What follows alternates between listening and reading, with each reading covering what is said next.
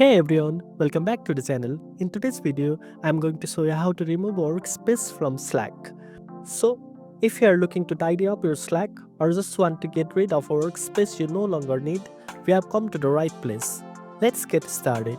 First things first, make sure you are using the desktop version of Slack. Now, to remove Workspace, go ahead and click on the workspace name in the top left corner of the screen. A menu will appear. Scroll down to the bottom and you will see the option labeled Signed Out. Click on that and the dialog box will appear in your browser asking if you want to sign out from the browser. Go ahead and confirm by clicking Sign Out from Browser. And that's it. The workspace will be removed from your Slack.